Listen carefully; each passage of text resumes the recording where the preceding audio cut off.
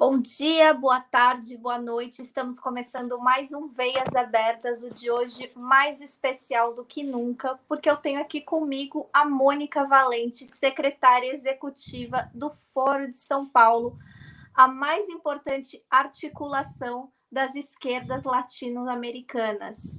Então, sem mais delongas, eu também já vou pedir para vocês compartilharem, darem o seu like, porque como todo mundo já está vendo, o 247 está tratando muito disso essa semana na nossa programação. A América Latina está sob ataque novamente. Nós precisamos nos unir, nós precisamos nos articular para conseguir nos defender do império. Então, bom dia, Mônica. Como você está? Como está o Fórum de São Paulo? Bom dia, Natália, é um grande prazer e uma honra estar aqui com você no programa Veias Abertas.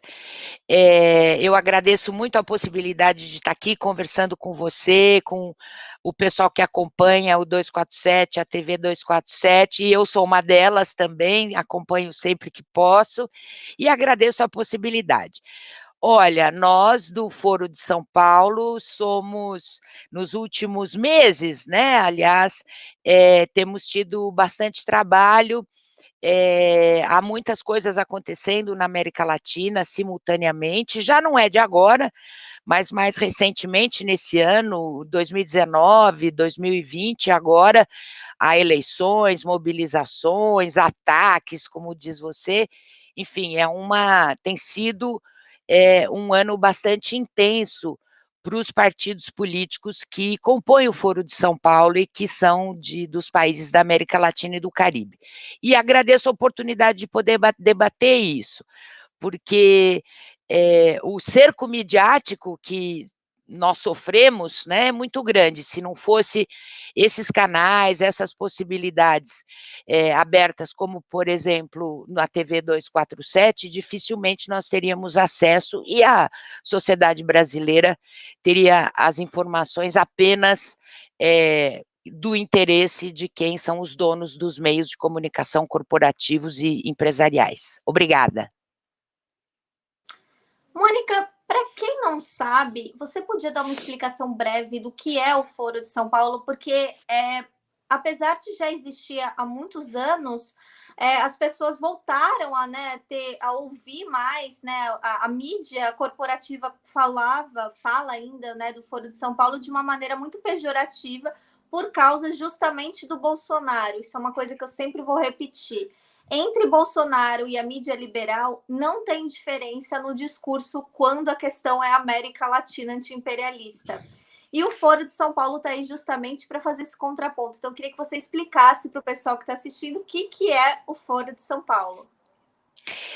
E obrigada pela oportunidade. O Foro de São Paulo, ele surgiu em 1990, ou seja, esse ano a gente está completando 31 anos. Não é de agora. Vale ressaltar que quem sempre espalhou notícias falsas, fake news, etc., sobre o Foro de São Paulo aqui no Brasil, mesmo antes do Bolsonaro, foi justamente o Olavo de Carvalho, que é o ideólogo da família Bolsonaro. Então, é lógico que com o advento do Bolsonaro, recrudesceram esses ataques. Mas o Foro é uma articulação, como você disse, de partidos políticos latino-americanos que se reuniram pela primeira vez em 1990, aqui em São Paulo, por isso que ele chama Foro de São Paulo, para debater, trocar experiências, trocar ideias, principalmente, sobre como enfrentar o que naquele ano, vamos dizer, surgiu com bastante força, que era o chamado Consenso de Washington, que delineou as linhas gerais do modelo neoliberal, que todo mundo aqui conhece hoje, 31 anos depois a gente sabe dos efeitos nocivos que esse modelo tem com a população. E naquele ano, se reuniram partidos políticos do espectro da esquerda, os progressistas, os comunistas, os nacionalistas, todos os partidos políticos que criticavam esse modelo neoliberal de funcionamento da sociedade e da economia. ele surge e permaneceu ao longo desses anos como uma articulação, quer dizer, não é uma internacional que determina o que cada partido membro deva fazer. Respeita muito as autonomias de cada partido, de cada país, e busca construir os consensos mínimos, em torno dos quais a gente entende que devamos, por um lado, combater o modelo neoliberal, mas também desenvolver propostas alternativas que depois foram ajudando, a partir do final da década de 90 e no início desse século, os nossos governos populares e progressistas que chegam ao poder nos seus países a formular propostas alternativas de funcionamento, principalmente no âmbito regional, no âmbito internacional.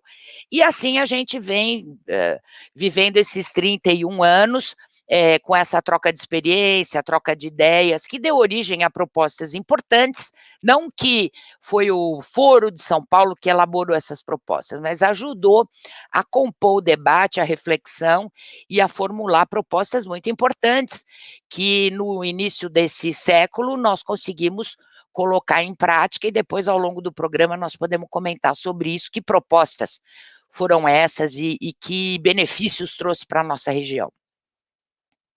Agora, é lógico que a gente sofre um ataque, agora se chama fake news, né? Mas isso sempre existiu contra o Foro de São Paulo. São notícias falsas, manipulação, tendo em vista obscurecer o verdadeiro debate. As pessoas não precisam concordar com o que a gente pensa, só que elas precisam saber o que a gente pensa da fonte, né, verdadeiramente, e não a partir da manipulação das informações que fazem. É interessante você ter citado isso do Olavo de Carvalho, porque talvez só a critério de curiosidade as pessoas talvez não saibam. E quando a gente teve as eleições de 2018, as pessoas começaram a falar da URSAL, né, que era a União das Republiquetas Socialistas da América Latina, que o Cabo Daciolo falou que era uma articulação do Foro de São Paulo em relação a isso.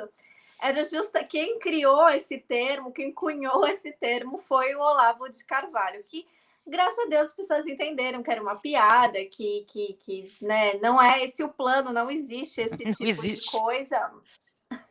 Mas isso foi realmente uma coisa, o Foro de São Paulo é muito atacado, não só por isso, mas existem vários editoriais. Ontem eu estava dando uma lida, assim, antes da nossa entrevista hoje, de vários editoriais, da Folha, do Estadão. Ai, quem é essa articulação comunista que manda na América Latina? E não, na verdade, realmente é, né, um conjunto de vários partidos que encontram, que discutem, que trocam ideias, que fazem uma ponte internacional que é muito importante, porque ninguém vive sozinho no mundo, e essa união da América Latina é uma coisa muito importante, para que projetos políticos consigam, né, sair do papel, que os países estejam unidos e tenham uma política de boa vizinhança e de cooperação mútua. Então, eu queria perguntar para você, Mônica, como é que vocês estão lidando com esses últimos ataques? Porque, assim, não é só Cuba. Cuba, obviamente, é a notícia da semana, mas a gente também tem o ataque à Venezuela, que essa semana, novamente, um dos apoiadores do Guaidó foi preso, e não só isso, a Venezuela também está passando por um ataque mais contundente dos Estados Unidos por conta das sanções, e do Reino Unido também, porque o julgamento para a questão do ouro vai acontecer agora no próximo mês, em agosto, foi adiado novamente. A Nicarágua é um país que também está sendo muito atacado, um país que vai ter eleições em novembro, e está sendo super demonizado, super atacado por uma mídia que nunca fala da Nicarágua, isso que eu acho que é mais interessante, porque eles só lembram que a Nicarágua existe quando é para falar mal de alguma coisa do governo, que está justamente indo atrás de pessoas, de movimentos e de grupos que são financiados pelo capital estrangeiro, principalmente dos Estados Unidos, para fomentar a mudança de regime. E o Foro de São Paulo está envolvido justamente em todas essas questões, dando um apoio. Eu queria saber como é que é esse apoio que vocês dão a esses países atacados pelo imperialismo. Olha, Natália, é muito importante a sua pergunta, porque o que a gente vê de comum nesses ataques, além da manipulação das informações, e sobre isso a gente busca trazer a público as informações mais fidedignas do que se passa em cada país, porque é o que você falou, a Nicarágua ninguém lembra que existe, a não ser a mídia corporativa, né? A não ser no momento em que eles começam o governo nicaragüense, a partir de uma lei aprovada na sua Assembleia Nacional, que regula o recebimento de recursos internacionais por parte de fundações e ONGs, passam a regular a utilização desses fundos, como é feito em qualquer país, no Brasil, inclusive, e nos Estados Unidos, principalmente. A lei nicaragüense, que regula o recebimento desses recursos financeiros que vinham sendo utilizados por essas fundações para fomentar partidos oposicionistas, é muito parecida com a lei que rege, que vige nos Estados Unidos, para você ver o olhar viesado que existe na mídia corporativa, na mídia empresarial. Com base nessa lei, eles estão sancionando, né, os órgãos judiciários estão sancionando, investigando e sancionando, abrindo processos, na verdade, ainda não teve nenhuma sanção propriamente dita. O recebimento desses recursos, que de resto não são recursos secretos, é aprovado no Senado americano, através daquele programa de ajuda dos Estados Unidos, chama USAID, né? USAID, são verbas públicas acionadas por parlamentares, em geral republicanos, e que são destinadas para essa, no caso nicaragüense, destinaram muito dinheiro ao longo dos anos, principalmente em 2018, onde houve também uma tentativa de desestabilização da Nicarágua, para essas fundações que são de partidos de oposição, né? E por isso toda essa celeuma em torno do tema da Nicarágua. E ao mesmo tempo na Venezuela. Na Venezuela, o ataque vem de bastante tempo antes, ele só vem sendo recrudescido, principalmente a partir da derrota, do fracasso da estratégia oposicionista ligada aos Estados Unidos, ou ligados ao que a gente chama de Estado Profundo estadunidense, que foi um presidente autonomeado, que foi o caso do Guaidó. Foi uma estratégia fracassada, então existem várias outras iniciativas, seja de desestabilizar, seja de fazer o boicote e o bloqueio econômico, seja inclusive coisas violentas, como ataque de mercenários, etc. e tal. Então é muito difícil também para o povo venezuelano. Recentemente foi assassinado o presidente do Haiti, todo mundo acompanhou, e estão sendo feitas investigações e as pessoas estão vendo que o grupo que o assassinou é um grupo de mercenários colombianos, e que também esses grupos mercenários também atuam na Venezuela, com atividades, inclusive, terroristas ou militares, né, movimentações militares nas fronteiras da Venezuela, e também existem planos também, da mesma maneira que assassinaram o presidente do Haiti, se suspeita que também existam planos nesse mesmo sentido em relação ao presidente Maduro. E várias outras,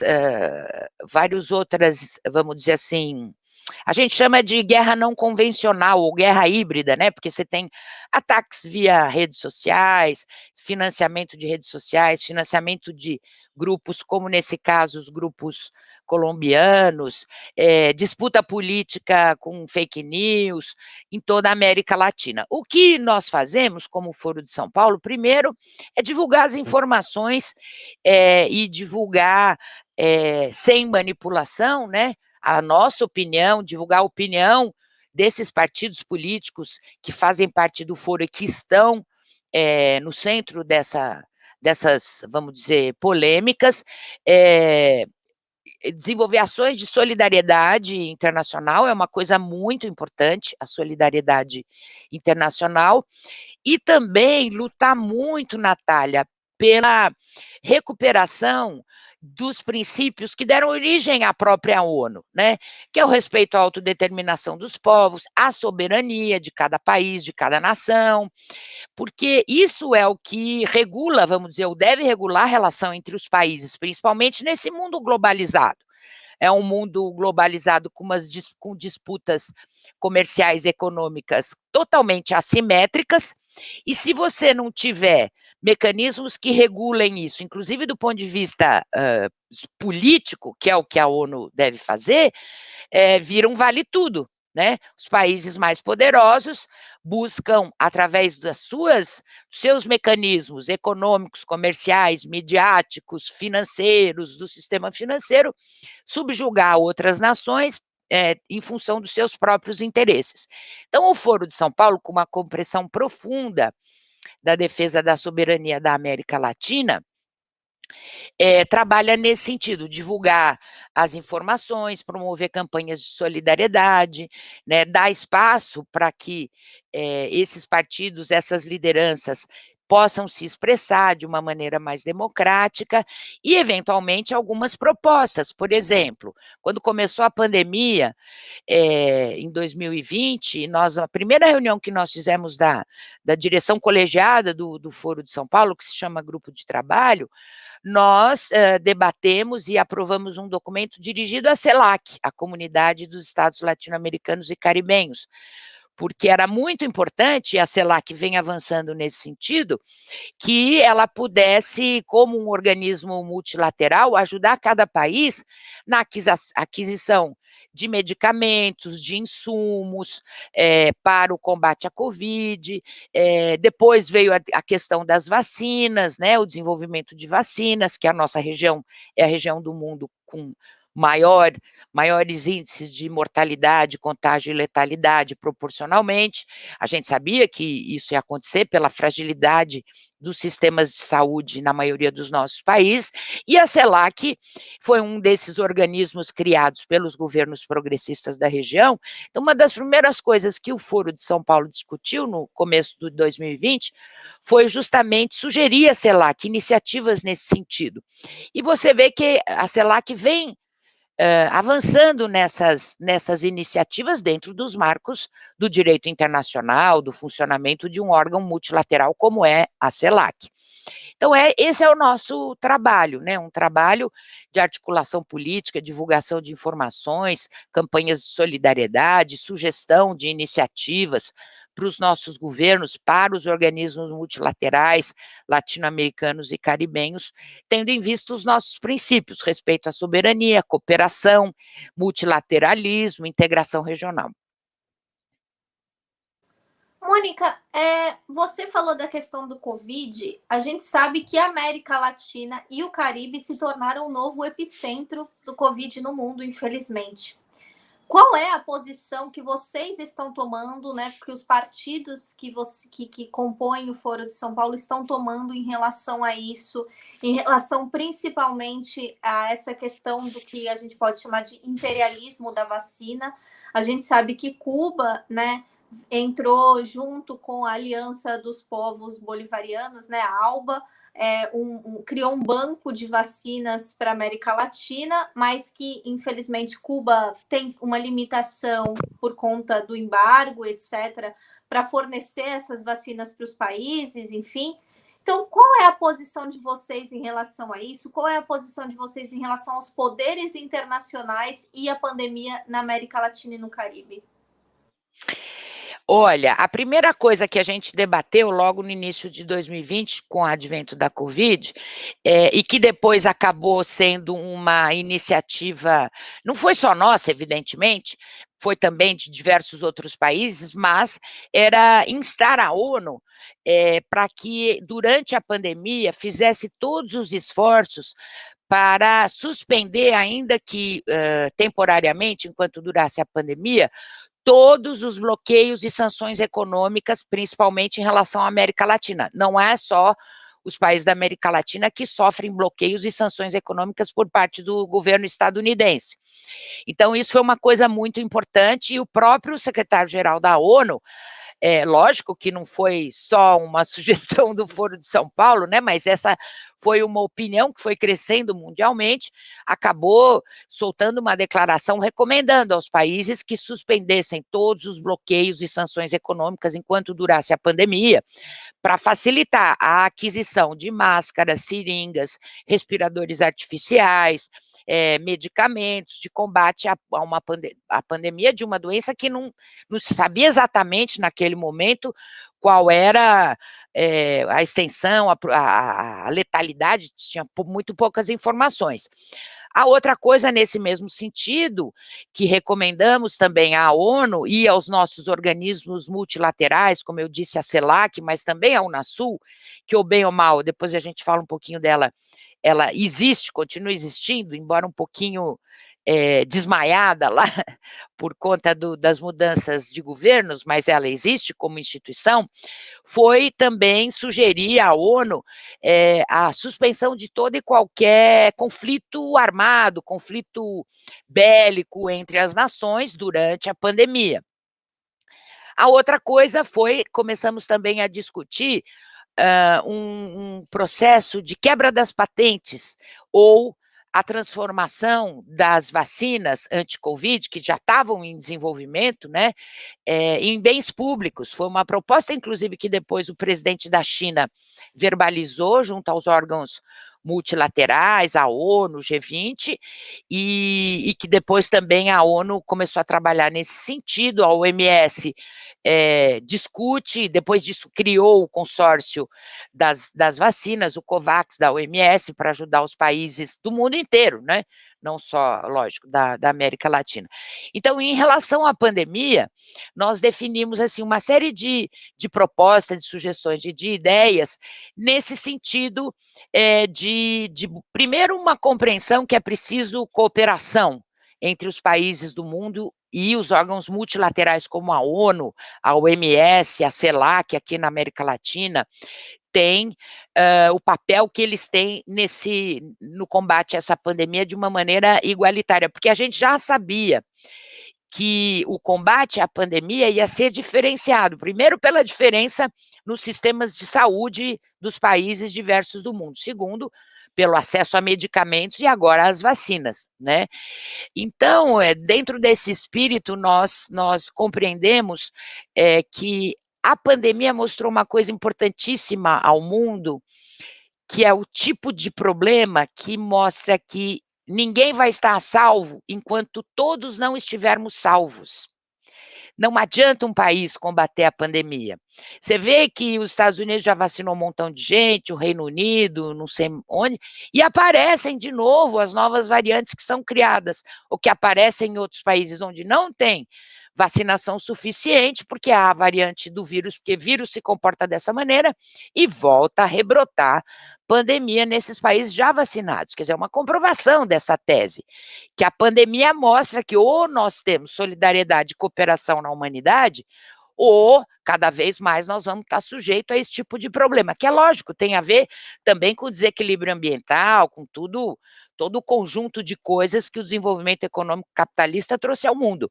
Mas essa foi a ideia desde o começo do Foro de São Paulo, em relação à pandemia, incentivar a solidariedade, a cooperação, a integração, o multilateralismo, para combater, a despeito das diferenças políticas e ideológicas que existem entre os diversos países do mundo, isso não interessa, né? O que interessa é uma unidade, uma união de esforços sob esses princípios que eu te falei, para combater e derrotar essa pandemia e adquirir experiência, porque pode ser que surjam outras desse mesmo tipo, né? Infelizmente.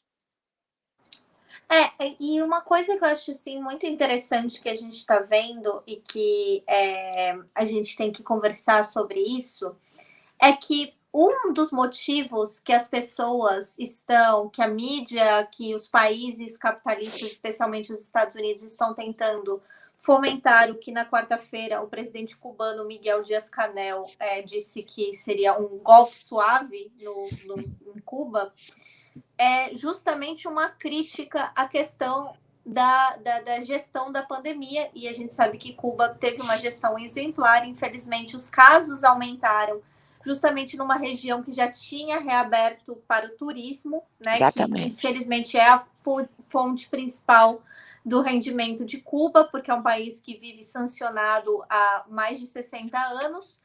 E você falou dessa questão das sanções e eu andei dando uma pesquisada, não existe até agora nenhum tipo de posicionamento exato por parte dos Estados Unidos se a questão médica de Cuba também está sancionada ou não. Tá. E a gente viu na pandemia diversos exemplos, né, deles barrarem compra de respiradores, de barrar em compra de insumo e da crise das seringas. E aí eu queria saber se o Foro de São Paulo, não só Cuba, mas a Venezuela e a Nicarágua também passam pelo mesmo problema por conta de sanções, está fazendo algum tipo de campanha para justamente esses países terem acesso, pelo menos, a material médico, que é essencial nesse momento. Importantíssima a tua pergunta, Natália, porque eu tenho a impressão que os acontecimentos de Cuba e esse ataque que Cuba sofreu tem muito a ver com a recente votação da resolução da Assembleia Geral da ONU sobre o tema do bloqueio a Cuba. Vamos falar um pouco sobre isso. Bom, para começar, no caso especificamente de Cuba, esse bloqueio dura mais de 60 anos e na administração Trump, e ao finalzinho, mesmo depois que ele já tinha perdido a eleição, eles ao longo da administração Trump, o Trump aumentou em 240 novas medidas de sanções econômicas, para além do bloqueio que já existe há mais de 60 anos, no sentido de recrudescer o bloqueio a Cuba. Então, por exemplo, uma das coisas que fizeram foi colocar Cuba nos países patrocinadores de terrorismo, o que é um verdadeiro absurdo, porque Cuba não tem nem condições materiais de organizar terrorismo em qualquer outra parte do mundo. Mal eles têm recursos para cuidar do próprio país, das suas próprias forças armadas, do seu próprio povo, né? Agora, quando o Trump faz isso, ao colocar Cuba como um dos países patrocinadores de terrorismo, todo o sistema financeiro internacional, todas as fontes de recursos, tudo Cuba fica dificultada, porque ninguém, em tese, dá dinheiro para um país terrorista. Ele cancelou todos os acordos que existiam na área dos esportes e na cooperação médica, que existia cooperação médica de Cuba com outros países e também com os Estados Unidos. Ele eliminou, diminuiu muito as viagens e todas as remessas internacionais de cubanos que vivem nos Estados Unidos e que mandam dinheiro. Assim, vários países isso acontece na América Latina, inclusive pelo tema migratório. El Salvador, Honduras, Guatemala, muita gente que consegue emigrar para os Estados Unidos depois manda dinheiro para os seus familiares. É o caso de Cuba também. Ele cortou essas remessas, limitou o intercâmbio de estudantil, sancionou 35 navios cargueiros de uma empresa de transporte marítimo que vinham da Venezuela trazendo petróleo para Cuba, num acordo bilateral entre Venezuela e Cuba, que esses cargueiros chegaram a Cuba fornecendo o combustível, só que a empresa dona desses cargueiros, ela foi sancionada e hoje ela não pode operar em nenhum porto do mundo por causa disso, né? Então, essas medidas e várias outras do Trump recrudesceram e pioraram muito a situação econômica de Cuba, que vem lutando nesse sentido há muitos anos para derrubar o bloqueio, que não é permitido pela lei internacional, pelas normas internacionais do direito, pela própria, tanto é que a ONU, mais uma vez, na sua Assembleia de 23 de junho, aprova uma resolução com 184 países votando a favor pelo fim do bloqueio das sanções econômicas dos Estados Unidos a Cuba. Só votaram contra essa resolução os Estados Unidos, que não obedece essa lei da ONU, essa norma da ONU, Israel e outros 3 países que se abstiveram, entre os quais o Brasil, o que já melhorou, porque o Brasil, teoricamente, ao longo da história brasileira, a diplomacia brasileira do Itamaraty sempre apoiou essa resolução pelo fim do bloqueio, não só contra Cuba, mas fim dessas medidas unilaterais. E com o governo Bolsonaro, em 2019, votou contra essa resolução, o que foi uma vergonha, né, pela tradição diplomática brasileira de cooperação, de diálogo, chamou muita atenção do mundo. Esse ano melhorou um pouquinho, porque pelo menos se absteve. Então, aliás, essas campanhas, essa campanha atual, esse ataque midiático de redes sociais a Cuba, esse tal SOS Cuba, surge justamente no dia 15 de junho. Ontem a gente ficou sabendo disso, uma semana, 10 dias antes da votação na Assembleia Geral da ONU. Nessa campanha, nós do Foro de São Paulo, junto com partidos políticos e movimentos sociais, como o MST, como a CUT, como centrais sindicais da América Latina, Via Campesina, lançamos uma campanha que foi muito legal, chamada Bloqueio Não, Solidariedade Sim, que foi uma hashtag que circulou durante o começo do mês de junho pelo mundo inteiro e que foi abraçada por muita gente, junto com outras campanhas, Elimina o Bloqueio, Cuba não está sola, que foi toda uma campanha que foi feita tendo em vista essa Assembleia Geral da ONU de 23 de junho. E também é nossa opinião que devem ser levantadas as sanções contra a Venezuela, as sanções contra a Nicarágua, quer dizer, os Estados Unidos não é dono do mundo. Os americanos, o presidente Lula sempre fala isso, né, que os americanos têm que entender que eles devem cuidar do seu país, né, e as propostas que eles tenham para os outros países, eles que as façam no âmbito dos organismos multilaterais, ONU, OMS, G20, OMC, né, e respeitem as decisões, porque eles só respeitam quando é a opinião deles, né, e porque é muito desproporcional, né, pelo poderio bélico, militar, econômico, de uma economia do tamanho da economia norte-americana, contra pequenos países, como Cuba, uma ilha de 11 milhões de habitantes, tem menos gente em Cuba do que na cidade que eu moro, que é São Paulo. Você vê a desproporcionalidade, né, do ataque. Por isso que a gente chama império, né? As pessoas às vezes falam, Mônica, mas esse conceito de imperialismo não está ultrapassado? Bom, olha os fatos, né? Vê se não é um ataque imperialista de um império com todos os seus tentáculos contra uma ilhazinha do Caribe com 11 milhões de habitantes. Eu acho muito interessante, você falou dessa questão dos organismos. Agora eu vou fazer a pergunta polêmica, que é, já tem um tempo, quer dizer, sempre, né, desde o começo da história, da sua criação, que a Organização dos Estados Americanos, a OEA, tem sido uma grande inimiga, acho que essa é a palavra, justamente desse projeto de emancipação da América Latina, de uma América Latina sem essa relação de subserviência a principalmente o Império Estadunidense. E recentemente esses ataques da OEA a esses países voltaram a aumentar, claro que com o maior exemplo sendo a Bolívia, né, o apoio irrestrito que eles deram ao golpe de 2019 foi muito criticado pelo Foro de São Paulo.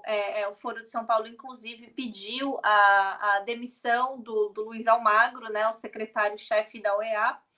E eu queria saber como é que vocês agora, qual é a oposição que vocês estão fazendo, porque a OEA continua interferindo justamente nesses processos e nessa questão do pedido de quebra das sanções, porque a OEA, inclusive, está ameaçando, não sei se já chegou a concluir ou não, a suspensão geral da Nicarágua. E a OEA, apesar de Cuba não ser membro da OEA desde os anos 60, quando Cuba reafirmou-se como um país revolucionário socialista e foi suspenso porque a OEA não dizia que a ideologia marxista-leninista não era compatível com a ideologia deles.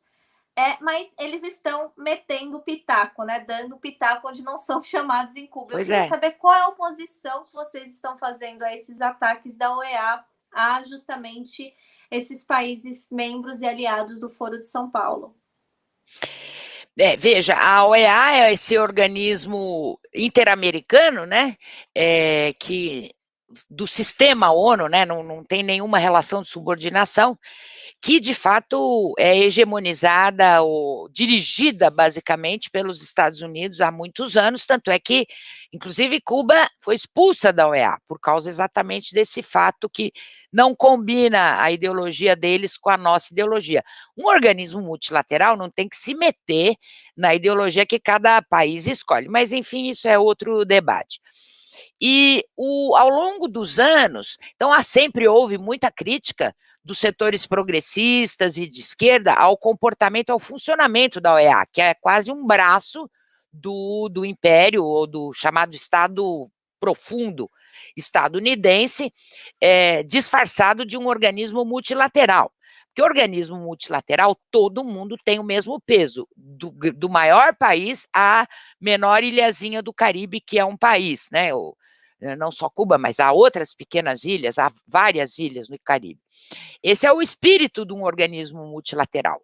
É um espírito de construção de consenso, é um espírito de construção de cooperação, isso que deveria ser a OEA. Mas, ao longo dos anos, inclusive no começo desse século, né, a partir, inclusive, dessas vitórias nos países, de partidos progressistas nos nossos países, aqui, latino-americanos, no Brasil, Argentina, Uruguai, Paraguai, Chile, Equador, Bolívia, que seguiram participando da OEA, buscaram, inclusive, romper com essa tradição, vamos dizer, de braço multilateral do Império, aqui na América Latina, aqui nas Américas, e buscar fazer com que a OEA cada vez mais pudesse superar vamos dizer, esse passado não muito recomendável. Mas, infelizmente, seja porque nossos países, nós ou fomos tirados do poder com golpes tipo Paraguai, Honduras e Brasil, né? O caso da Dilma, que é exemplar, mas já tinha começado a acontecer essa utilização dessa estratégia golpista, no caso de Honduras e do Paraguai, ou seja, porque perdemos eleições, por exemplo, no caso do Macri, da Argentina, o Macri ganhou a eleição do candidato apoiado pela Cristina Kirchner naquela época, em 2015. Agora, o povo, em 2018, 19, escolheu, 2018, isso, 2019, escolheu um outro projeto político mais parecido com o projeto político da Cristina, que é o do Alberto Fernandes. Aliás, a Cristina é vice-presidenta na chapa dele. Mas o que foi vamos dizer, uma decepção imensa da nossa parte foi com relação ao secretário-geral, o Luiz Almagro, porque o Luiz Almagro tinha uma trajetória política progressista no Uruguai. E quando ele foi lançado como candidato a secretário-geral da OEA, houve uma certa. Lógico que ninguém vira secretário-geral da OEA sem o apoio dos Estados Unidos, né? Mas houve, ou seja, todo um processo de concertação, de negociação, para que ele, que tinha uma trajetória progressista na América Latina e no Uruguai, pudesse ser o secretário-geral e representaria, vamos dizer, de uma maneira mais plural a diversidade da nossa região. Então, a gente via com bons olhos, né?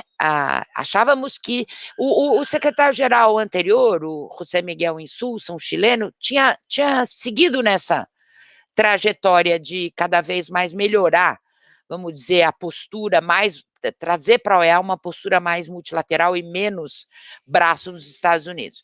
Mas qual não é a nossa decepção quando o Luiz Almagro foi paulatinamente assumindo posições cada vez mais vinculadas aos interesses do governo e da administração estadunidense.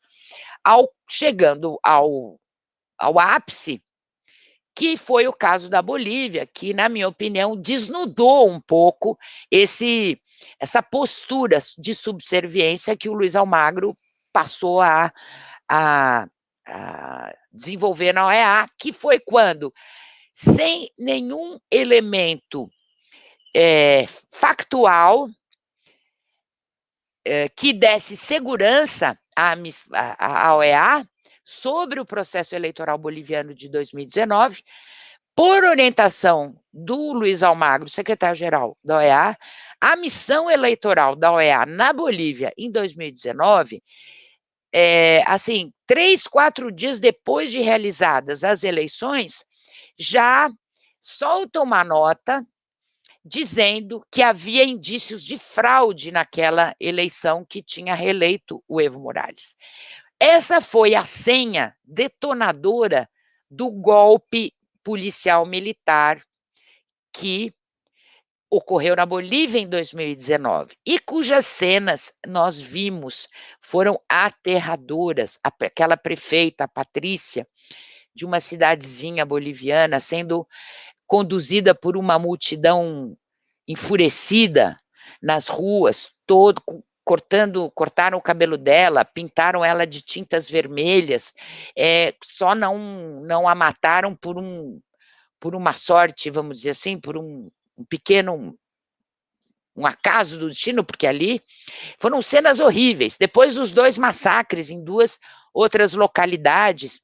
Então, a OEA foi, e o Luiz Almagro, porque ele que assina esse relatório da missão eleitoral, foi quem detonou o golpe policial militar na Bolívia e deu origem a um governo golpista, militarizado, policializado, que a gente viu o que aconteceu, os massacres, etc. Inclusive corrupção, porque agora um ex-ministro da Janete Áñez, que é a presidente a presidenta golpista, ele fugiu para Miami, logo um pouco antes que o novo governo assumisse, o chamado Arthur Merino, ex-ministro do interior, e lá ele começou a ser processado, ele já estava processado lá por lavagem de dinheiro, e hoje ele está sem poder sair dos Estados Unidos, numa espécie de prisão domiciliar, porque justamente por causa de denúncias e uma investigação sobre corrupção que tem a ver com o período que ele era ministro do interior da Janete Áñez. Então a OEA, ela e o Luiz Almagro, nesse episódio da Bolívia, ficou clara a sua nova visão, que não tem a ver com a antiga trajetória dele, e de ser praticamente um funcionário das administrações estadunidenses na OEA. E assim ele vai prestando seus serviços. Então, ele nunca explicou, houve muitas denúncias, muitas sobre a posição deles na Bolívia, que depois, quando houve a eleição um ano depois, os mesmos números que tinham sido vistos nas eleições de 2019 em relação ao Evo Morales se repetiram em relação ao Lúcio Arce, naquelas regiões que eles diziam que eram indícios de fraude, porque o Evo Morales tinha tido, o partido do Evo Morales, 80%, 85%. Isso se repetiu na eleição de 2020, que inclusive foi coordenada pelo governo golpista, ou seja, era a vontade real e legítima do povo. O que nunca o Almagro podia ter feito era ter se antecipado, sem nenhum elemento factual que desse a ele essa certeza, ter se antecipado e ter dito que havia indícios de fraude, que foi a senha para o golpe policial militar da Bolívia. Aí, ele nunca explicou isso, foi muito criticado no mundo todo, ele nunca explicou, nunca pediu desculpas, e recentemente o que ele faz? Ao invés dele se explicar sobre a Bolívia, na verdade o caso seria dele renunciar, né? Quer dizer, um mínimo de decência de um homem público num órgão multilateral, depois da eleição de 2020, indicaria que ele deveria renunciar à Secretaria-Geral da OEA, ou pelo menos não ter se candidatado à reeleição, como foi o que ele fez. Então, agora, recentemente, ele veio com a Nicarágua, né, sobre o tema dos processos judiciais contra os dirigentes daquelas fundações que receberam rios de dinheiro da USAID e do NED. Então, ele faz aprovar uma nota de repúdio na OEA, aprovou essa manifestação, que neste momento não é exatamente não tem um efeito de suspensão da Nicarágua, porque a Nicarágua faz parte da OEA. Não tem um efeito de suspensão da Nicarágua, mas é uma espécie de nota de aviso, uma coisa assim. Quer dizer, ao invés dele se explicar sobre a Bolívia, ele continua fazendo esse, vamos dizer, chamado serviço sujo para os Estados Unidos. Porque o problema da Nicarágua é o governo estadunidense na OEA poderia ser cobrado a explicar por que esses recursos que saem do orçamento público norte-americano, estadunidense, que dão origem a esse fundo, o ZAID, está sendo utilizado para financiar partidos políticos de oposição ao governo, assim como na década de 80, 90, eles financiaram os contras, que foi o famoso escândalo dos contras. Então, ao invés da OEA fazer o seu serviço, porque os Estados Unidos pode ser questionado, seja pela OEA, seja pelos parlamentares, mas a OEA poderia. Por que vocês estão financiando partidos políticos de oposição? Isso não é permitido pela regra de convivência internacional, né? Ao contrário, ele busca desenvolver aprova uma nota de repúdio ao governo nicaragüense por exercer o seu direito soberano de aplicar a sua lei aprovada na sua Assembleia. Lei certa ou lei errada, foi aprovada na Assembleia, e uma Assembleia que não é, que as pessoas, os membros, os deputados são eleitos pelo povo, inclusive a oposição tem deputados e parlamentares na Assembleia da Nicarágua. Então, é muito difícil essa postura da OEA, principalmente sob o Almagro, uma grande decepção para todos aqueles que como nós, né, que participávamos dos governos progressistas, queríamos não fazer uma política contra a OEA, mas buscar trazê-la, né, para o século XXI, para o multilateralismo, para uma relação, para ajudar nesse processo de equilíbrio, de busca de equilíbrio entre os países da nossa região, porque há muito desequilíbrio econômico, bélico, militar, etc. e tal. Infelizmente, o Almagro se prestou a fazer o serviço para o outro lado. E é interessante, né, porque ontem a Colômbia, infelizmente, chegou ao número de 95º militante indígena, social, ambiental, que foi assassinado esse ano. Nós estamos em julho. Isso. E não existe a OEA. Não. A Colômbia não existe para a OEA, porque está tudo bem lá, é um exemplo de democracia. Pois é. Onde estão as notas de repúdio também quando o Chile espirra água com ácido nos manifestantes, quando a polícia chilena estupra as manifestantes, assassina as manifestantes? O que está acontecendo no Brasil? Cadê uma oposição?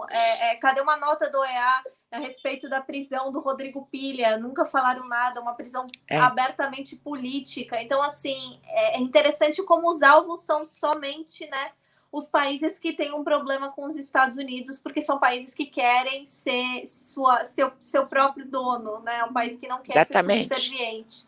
Então, eu acho muito interessante que a indignação deles é muito seletiva.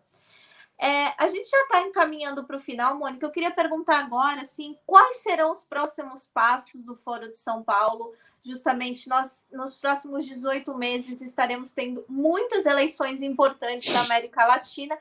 A mais importante, isso não sou eu que estou falando, outros analistas políticos também, sendo a do Brasil, porque a do Brasil vai ser uma definição justamente nessa questão de uma guinada, uma possível guinada à esquerda, novamente, de toda a América Latina, vamos torcer a volta do presidente Lula para o poder. E quais serão os próximos passos do foro daqui para diante?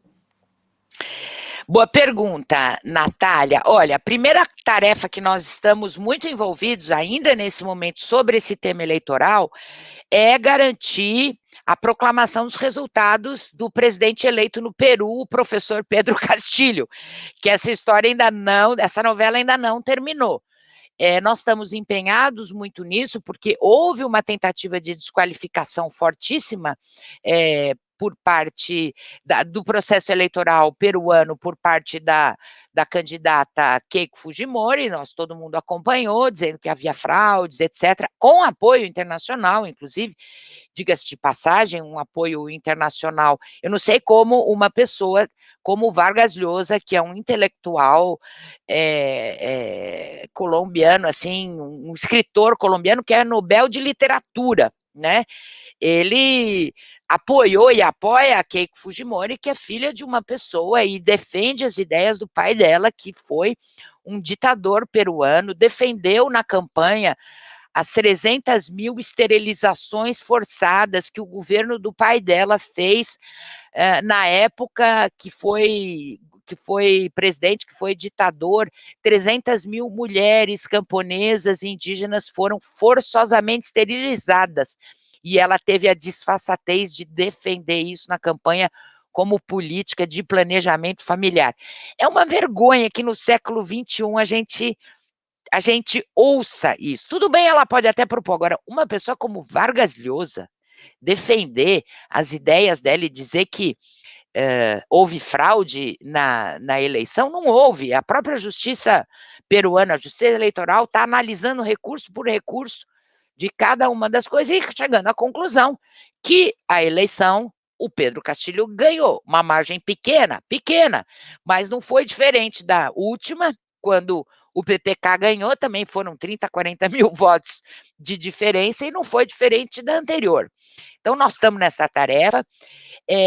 Que nós fizemos? Fizemos várias articulações políticas com órgãos multilaterais, com chanceleres, ex-chanceleres, ex-presidentes, conseguimos fazer uma reunião, uma conferência pública com o maestro, o professor Pedro Castilho, com o presidente Alberto Fernandes, o Marcelo Ebrard, que é o ministro de Relações Exteriores do México e que cuida da CELAC, estava lá a ex-presidenta Dilma, estava lá o ex-presidente Evo Morales, o senador Fernando Lugo, o presidente Lúcio Arce da Bolívia nessa conferência, porque, inclusive, para dar a conhecer ao mundo quem é o professor Pedro Castilho, que ganhou as eleições, e divulgar e buscar explicar o que estava acontecendo no Peru sobre as eleições. Então, esse trabalho que as pessoas da língua inglesa falam um trabalho de advocacy, né, que é de divulgação das ideias, de esclarecimento, de apresentação ao mundo, de disputa de ideias, né, nós nos empenhamos muito e esperamos, para tudo indica que até o dia 19, a Justiça Eleitoral peruana deva proclamar os resultados, dando a vitória ao Pedro Castilho, cuja posse é dia 28 de julho, se tudo der certo.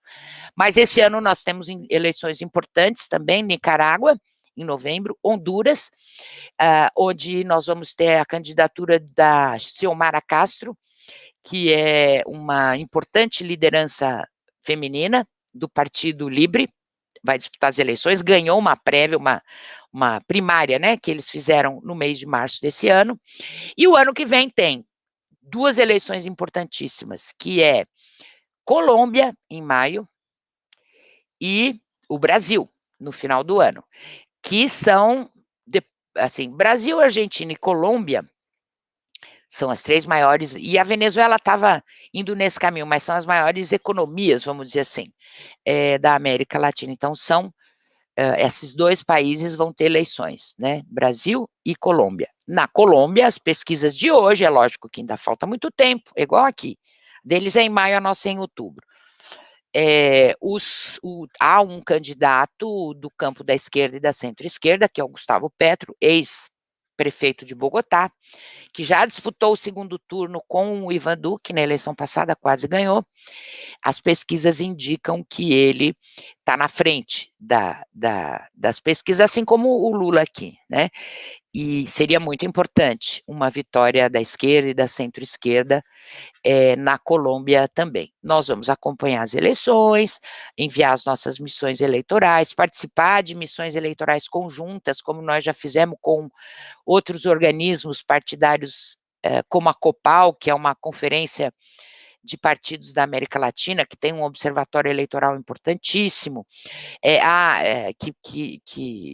que ajuda também, que manda observadores internacionais, tem tradição, vamos dizer assim, nesse trabalho, o Observatório da Democracia do Parlasul, que é o parlamento sul-americano, onde há parlamentares também de todos os matizes, né, que vão fazer as observações, a sua observação internacional eleitoral, e o Foro de São Paulo participa de todos esses processos de maneira cooperativa, articulada, junto com todas essas organizações multilaterais e partidárias aqui da América Latina. Esperemos que tudo dê certo, né, que a gente vai acompanhar também um processo muito importante da Constituinte chilena, muito importante, muito, muito, muito, muito. Nós, como mulheres, Natália, temos que comemorar muitíssimo a grande e expressiva vitória da eleição de lideranças mulheres, lideranças femininas na Constituinte chilena, mostra, vamos dizer, o acerto, né, da luta dos movimentos sociais em exigir paridade na Constituição, na Constituinte. Espero que isso anime todas as nossas jovens mulheres a lutar para a gente conseguir isso também em mais países da América Latina. Foi ótimo ter você aqui, Mônica. Eu acho que esse programa não existiria sem o trabalho do Foro de São Paulo, que é tão essencial, que é tão importante para justamente a nossa luta latino-americana de emancipação, de anti-imperialismo, de rejeição ao neoliberalismo e de procura justamente por um futuro mais humano, socialista e de união com os nossos queridos vizinhos, né, com os nossos irmãos. Então, eu queria agradecer, deixar já o convite para vocês, todos vocês do Foro de São Paulo. Esse aqui é um espaço para vocês, quando quiserem, estão mais do que bem-vindos. E, novamente, agradecer todo mundo pela audiência e todo mundo pela presença e desejar para todos um bom fim de semana. Obrigada, viu, Natália? Um bom fim de semana para você também e para todo mundo que nos acompanhou aqui. Muito obrigada e uma boa sexta-feira. Tchau, tchau.